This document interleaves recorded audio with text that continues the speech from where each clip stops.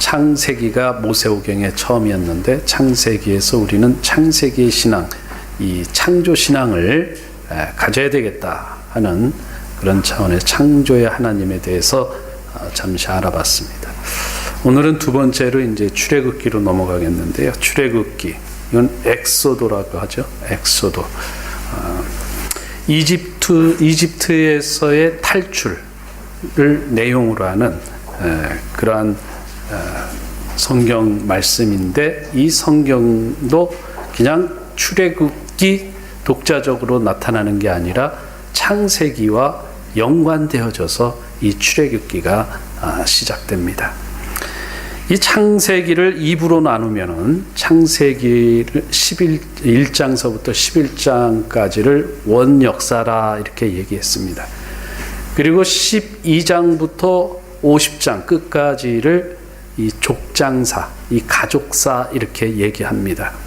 그래서 이 12장부터 한 가정이 나오는데 그 가정을 우리는 아브라함의 가정이라 이렇게 얘기하죠. 아브라함의 가정에서 이삭의 가정, 그 아들 또 이삭의 아들 야곱의 가정, 야곱에서 이제 12가정이 형성돼서 요셉을 통해서 애굽으로 들어가는 얘기, 이게 이제 창세기의 내용입니다.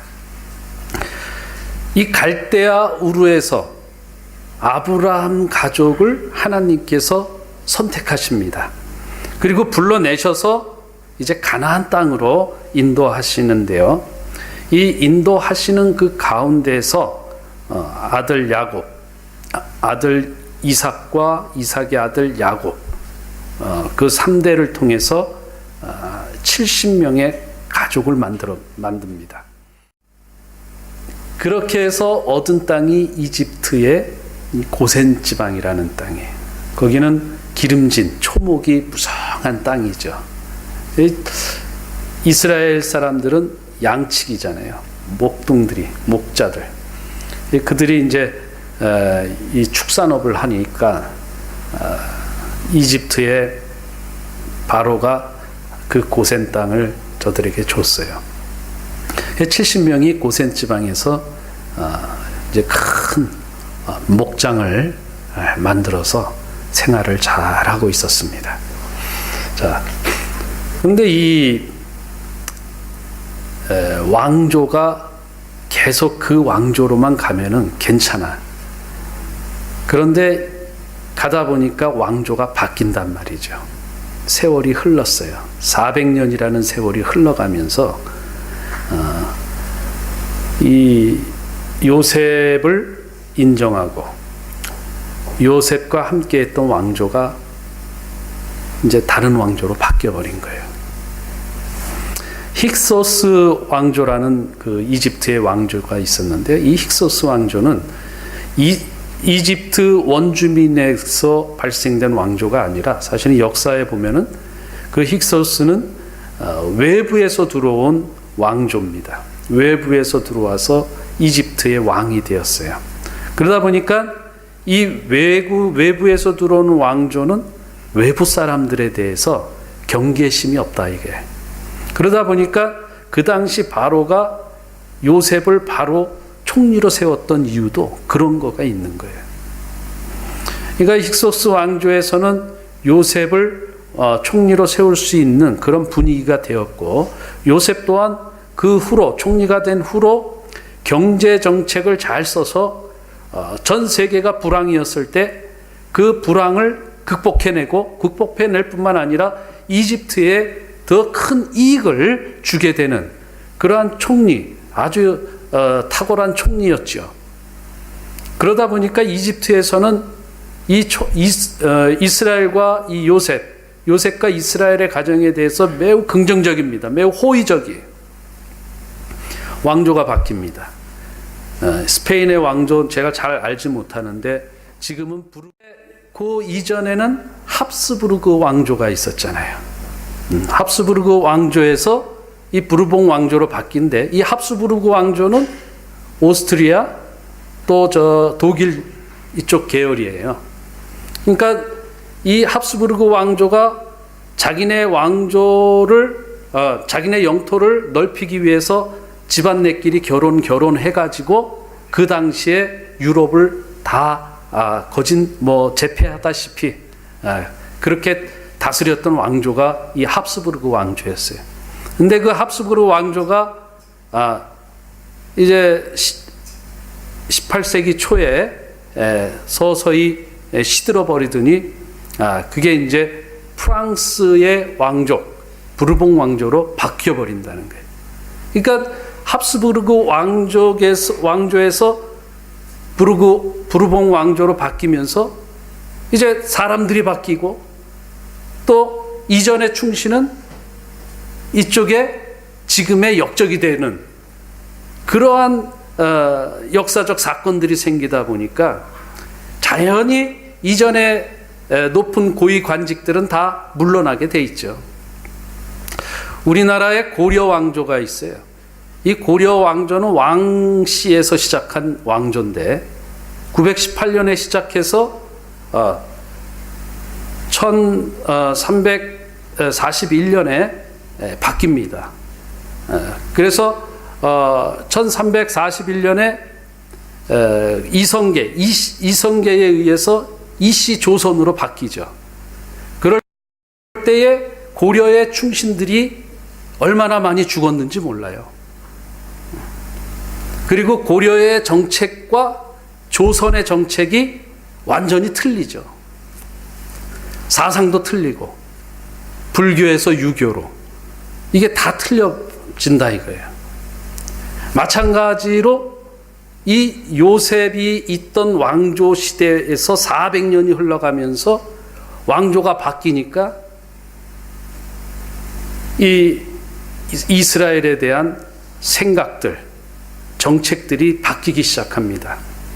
뭐냐? 오늘 성경 말씀을 보면은 우리 출애굽기 한번 볼까요?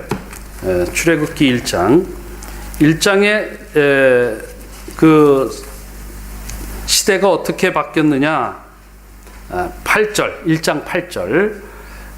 요셉을 알지 못하는 새 왕이 일어나 애굽을 다스리더니, 이 요셉을 알지 못하는 새 왕이라는 것은 왕조가 완전히 바뀌었다라는 거예요.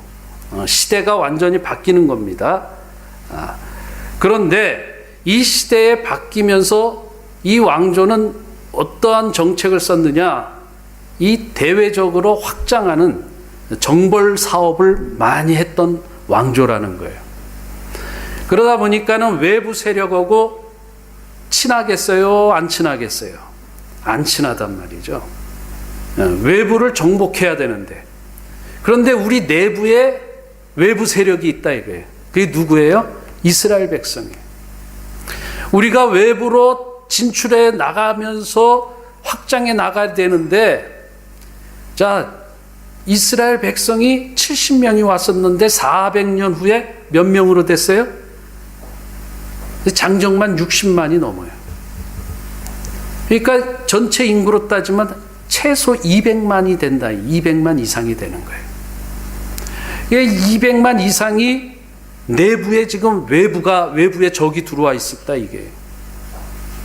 이 생각을 하니까 이집트에서 야, 이렇게 하면 안 되겠다. 바꾸자. 그래서 이들의 신분을 자유인에서 노예 신분으로 다 깎아집니다. 그리고 이 노예들을 어디에 동원시키느냐? 전쟁터로 이들을 이제 이용하는 거예요, 노예들을. 특별히 전쟁터에 뭐냐? 거기 보면은 11절에 그들에게 바로를 위하여 국고성 비돔과 람셋을 건축하게 하니라. 성을 쌓게 하는 노역자로서 저들을 다 부리는 거예요.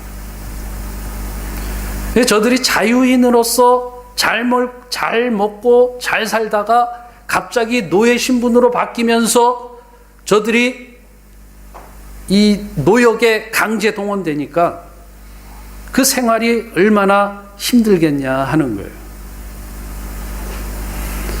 그 시대가 바로 이제 출애굽의 배경이 되는 겁니다. 특별히 하나님께서는 이제 하나님의 백성들을 구원해 내야 되는 거예요. 이게 또 하나님의 사명, 임무예요. 하나님은 이스라엘 백성들이 이집트에서 잘 살다가 노예가 될 줄 알았어요. 하나님은 이미 그 모든 사실을 다 알면서 이스라엘 백성들을 이집트로 데리고 들어간 거예요.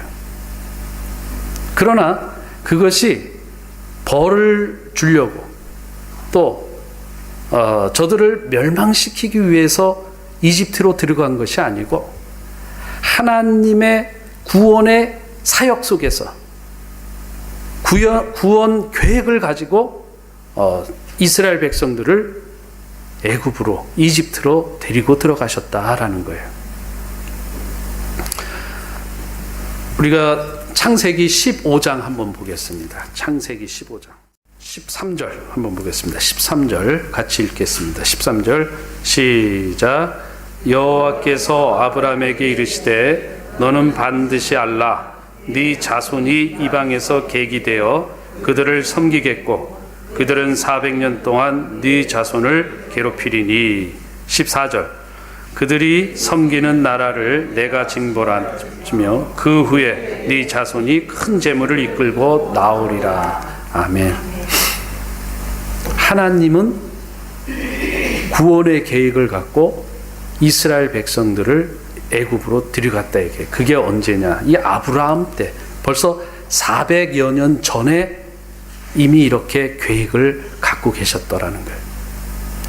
그런데 저들을 섬기는 노예로 삼다가 하나님이 구원을 시킨다 이거예요. 그 노예로 살던 그 절망의 그 삶을 반전시켜서 어떻게 한다고요? 큰 재물을 이끌고 나오게 하겠다. 이게 하나님의 계획이에요. 지금 이제 출애굽기로 다시 오면은 출애굽기는 이러한 하나님의 계획 속에서 창세기를 이어서 계속 연장되어져 있는 하나님의 사역이에요. 우리가 창세기에서 창조의 신앙 가운데 동역자로 우리가 거기서 쓰임을 받는 것을 알았다면 이 구원의 사역을 펼쳐나가시는 이 출애굽기 속에서는 또 뭘 알아야 되느냐? 그 구원의 사역 속에 저와 여러분들 모두를 구원의 사역의 동역자로 삼기를 원하신다는 사실이에요. 우리는 항상 하나님이 모든 일들을 계획하고 실행해 나가시지만 그 하나님의 계획과 실행 속에는 항상 하나님의 사람들이 같이 포함되어져 있다라는 거예요. 우리의 모든 삶에는 우리가 알지 못하는 하나님의 계획하심과 실행하심이 있는데 그 속에서 우리가 항상 하나님의 동역자로 살아가야 된다라는 사실을 아는 것. 이게 이제 신앙이라는 거예요. 이 신앙이 있어야 우리가 살아가는 데 있어서 오늘 내가 하나님과 무슨 일을 할 것인가 이게 생각이 되어지는 거예요. 하나님은 지난주에 말씀에 그랬습니다. 이 우상과 하나님과의 차이에서 하나님은 생각을 하신다라는 거예요. 늘 생각을 하신다. 누구를 생각해요? 하나님의 백성을 생각해요. 하나님의 동역자들을 늘 생각하는 분이에요. 문제는 우리가 생각을 안 한다는 거예요. 우리가 하나님을 생각하지 않는다 이거예요. 그래서 하나님께서는 이 이민 생활을 하는 이스라엘 백성들을 고센 지방에서 아주 잘 먹고 잘 살게 그냥 매일 그냥 그렇게 내버려 두셨다면 이스라엘 백성들은 어땠을까 하는 거예요. 하나님의 이런 계획 속에서 함께 동역자로 살아갈 생각을 했겠느냐 하는 거예요. 안 했다는 거죠. 이집트에 오래 살면 살수록 하나님을 믿는 신앙도 사라질 것이고 모세 이전에 누가 있어요? 애굽의 공주까지도 하나님의 동역자로 함께 사용하십니다. 이 사용하시는 분은 바로 이제 구원의 그 사역의 주체자시기 때문에 그렇다 이거예요. 우리가 하나님의 일에 있어서 이 일을 제기할 수 있는 자격이 있는 자가 아니에요. 하나님께서 계획하시고 하나님께서 준비하시고 하나님께서 실행하시고 마지막 하나님께서 평가하시기 그 과정까지 우리는 그저 하나님께서 계획하신 대로 하나님께서 준비해 주신 만큼 하나님께서 실행하시는 데에 따라 순종하면서 우리는 그 사역에 동참하는 자로 있어야 되는 거예요. 그런데 많은 사람들이 어떻게 해요? 내 방법대로, 내 계획대로. 이게 강하다 보니까 하나님 거하고 안 맞아. 하나님이 하면은 이상하게 하나님이 왜 그럴까? 지혜로우신 하나님께서 오늘은 덜 지혜로우시네. 그러고 내 지혜를 갖다 댄다 이게. 우리 하나님은 지식이 풍성하신 분인데 어떻게 오늘을 따라서 지식이 영 아니네? 그러면 내가 갖고 있는 지식을 들이대는 거예요. 이게 이제 우리들이 동역자로서 잘못된 삶이에요. 구원의 주체자는 하나님이시다.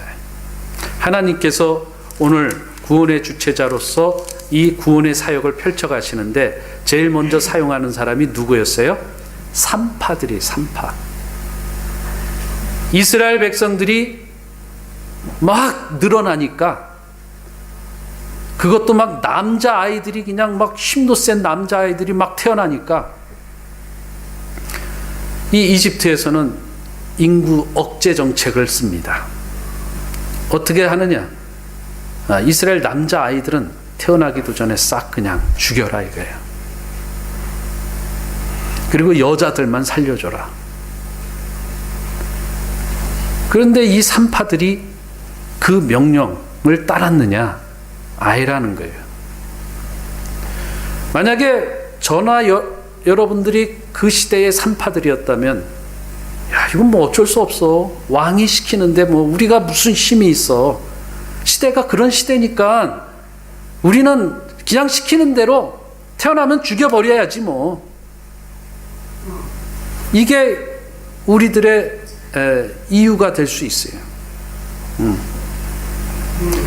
우리는 이유가 많아요. 왜? 그 환경에 따라서, 그 상황에 따라서 우리가 다 이유 되면은 그 이유가 그때는 틀린 게 없어요. 다 맞아.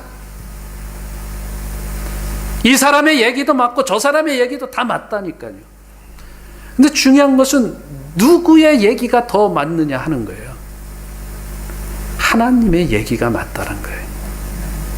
네 얘기도 맞는데 네 얘기가 아니고, 당신 얘기가 맞는데 당신 얘기도 아니고, 하나님의 말로서 우리가, 하나님의 얘기로서 우리가 그것을 다시 한번 평가해 보자 이거예요. 산파들은 그 시대에 따라서, 그 상황에 따라서, 그 환경에 의해서 뭔가를 합당하게 일을 했다 이게 아니고, 하나님의 은혜 안에서 하나님의 기준으로 일을 진행시켰다 그 얘기예요. 하나님의 동역자는 철저하게 누구 중심이에요? 하나님 중심이어야 돼요.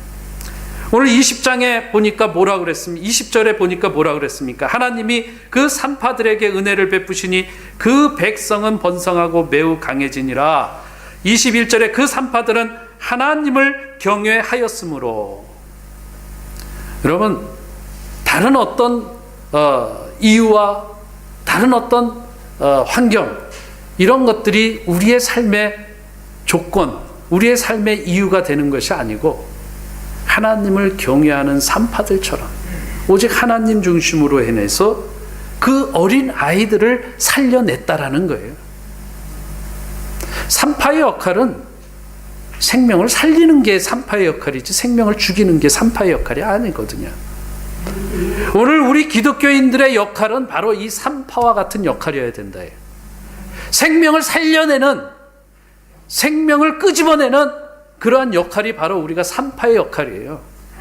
이게 바로 하나님께서 구원하실 때 쓰는 하나님의 동역자라는 거예요. 우리가 그 동역자로 쓰임 받을 수 있어야 돼요. 그러면 그 동역자는 철저하게 하나님 중심이어야 된다. 근데 하나님께서 이러한 한 사람 한 사람 개인을 불러서 쓰시기도 하지만, 하나님은 왜 그럼 특별하게 이스라엘 백성들을 구원시켰느냐 하는 거예요. 이스라엘 백성들을 구원시킨 하나님의 분명한 이유가 있죠. 뭐 그냥 모세 한 사람이면 될 것 같은 일을 왜 이스라엘 전체를 구원시키고 더 시끄럽고 어렵게 만드느냐. 그게 하나님의 이유가 있어요. 출애굽기 19장 한번 가겠습니다. 하나님께서는 개인적인 한 사람, 이스라엘 백성을 사용하신 게 아니라 이스라엘 공동체 전체를 사용하셨다. 하나님은 서성천 목사 한 사람을 사용하시는 것이 아니라 스페인 둘의 교회의 모든 성도, 온 성도 이 둘의 교회 공동체를 사용하신다, 그 얘기예요. 그럼 왜 그렇게 하시느냐? 19장 5절 한번 같이 읽어보겠습니다. 19장 5절 시작. 세계가 다 내게 속하였나니 너희가 내 말을 잘 듣고 내 언약을 지키면 너희는 모든 민족 중에서 내 소유가 되겠고. 아멘. 세계가 다 누구에게 속했다고요? 하나님께 속했다. 이게 세계가 하나님께 속했다라는 것은 세계의 주인이 누구라는 거예요? 하나님이시라는 거예요. 세상의 주인은 하나님이십니다. 그런데 이 세상의 주인이 내 것처럼 생각하는 사람들이 많지요? 이 세상은 내 것이 아닙니다. 하나님의 것이. 그런데 그 하나님이 민족 이스라엘을 선택하셨어요. 그래서 내 것으로 만들었어요. 이것은 내 것으로 만들었다는 것은 전적인 나의 동역자로 만들었다, 그 얘기예요. 이스라엘 공동체가 하나님의 동역자가 된 거예요. 그걸 왜 그렇게 했느냐? 6절 읽겠습니다. 시작. 너희가 내게 대하여 제사장 나라가 되며 거룩한 백성이 되리라. 너는 이 말을 이스라엘 자손에게 전할지니라. 아멘. 이제 하나님께서 모세에게 이렇게 전해라라고 얘기하신 건데, 여기에 하나님의 뜻이 있어요. 제사장의 나라로 이스라엘 백성을 쓰시겠다, 그 얘기예요. 제사장의 나라는 뭐예요? 제사장의 역할은 성도를 하나님께로 끌어내는 사람이, 끌고 가는 사람. 선지자는 뭐 하는 사람이에요? 선지자는 하나님의 말씀을 선포해내는 거예요. 그러니까 백성에게로부터, 사람에게로부터 하나님께로 끌고 가는 걸 제사장, 하나님의 것으로부터 백성들에게 알게 하고 깨닫게 해주는 게 선지자의 역할. 이걸 이제 우리가 구분하는 거예요. 그게 이제 하나님께서 이스라엘 백성 이 공동체를 제사장의 나라로 삼으셨다라는 것은 너희들이 내 말을 듣는 백성, 내 뜻을 아는 백성으로 살아내서 나의 뜻을, 내 계획을 가지고 믿지 않는 이 세상, 하나님에 속한 이 세상으로 나아갈 수 있어야 된다, 그 얘기예요. 구원의 도구로, 구원의 통역자로 쓰시겠다, 그 얘기예요. 그런데 이 백성은 어떻게 해야 되느냐? 거룩한 백성이 해야 된다. 거룩한 백성.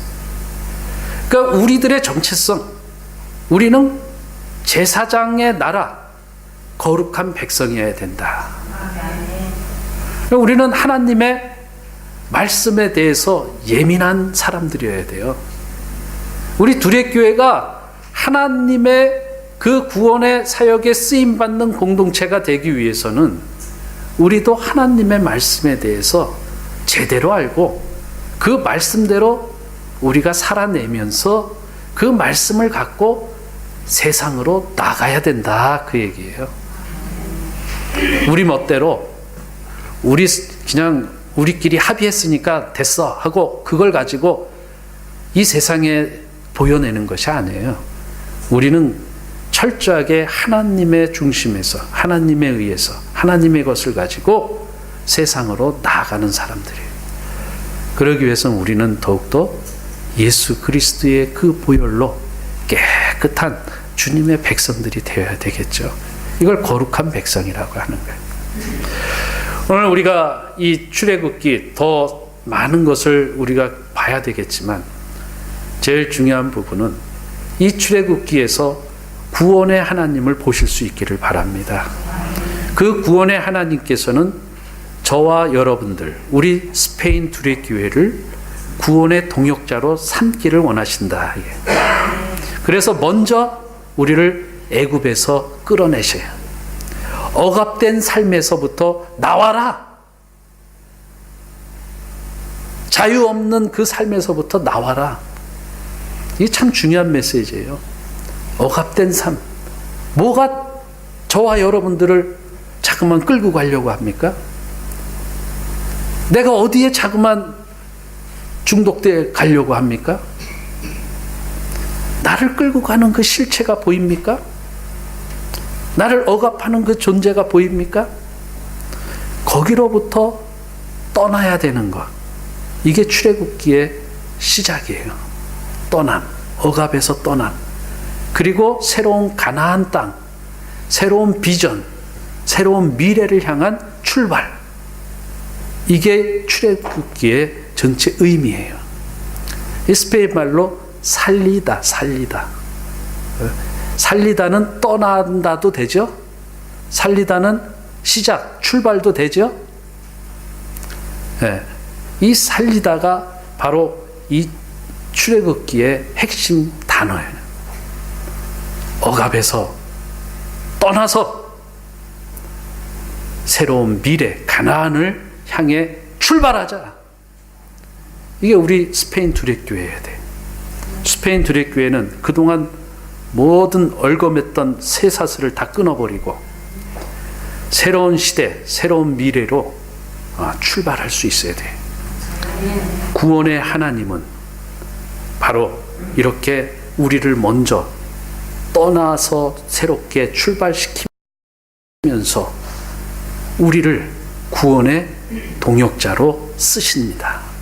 이 하나님의 귀한 계획 속에 우리가 늘 함께 하나님과 동행하고 살아가는 믿음의 백성들이 되기를 예수님의 이름으로 축복드립니다. 기도하겠습니다.